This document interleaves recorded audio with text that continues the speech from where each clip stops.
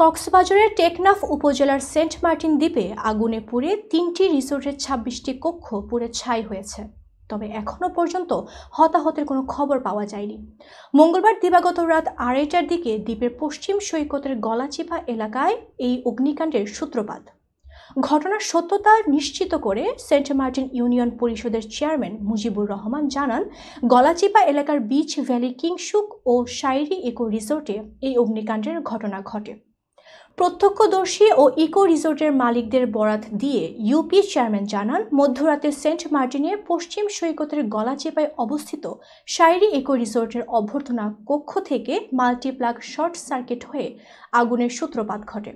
এতে করে পাশে থাকা বিচ ভ্যালির 18টি কক্ষ, কিংসুক ইকো রিসোর্টের 7টি ও শাইরি ইকো রিসোর্টের অভ্যর্থনা কক্ষ 1টি সহ সর্বমোট 26টি কক্ষ পুড়ে ছাই হয়ে গেছে। তিনি বলেন, শাইরি ইকো রিসোর্টের অভ্যর্থনা কক্ষে মাল্টিপ্লাগে শর্ট সার্কিট হয়ে আগুনের উৎপত্তি হয়। অভ্যর্থনা কক্ষের ঠিক পেছনে beach valley eco resort.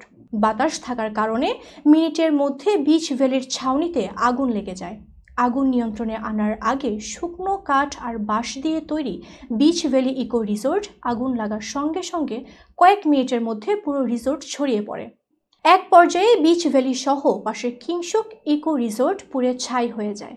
Saint Martin দ্বীপের স্থানীয় বাসিন্দা এবং আগত পর্যটক ও আইনশৃঙ্খলা বাহিনীর সদস্যদের প্রচেষ্টায় ভোররাত প্রায় 4টার দিকে আগুন নিয়ন্ত্রণে আনতে সক্ষম হয়েছে।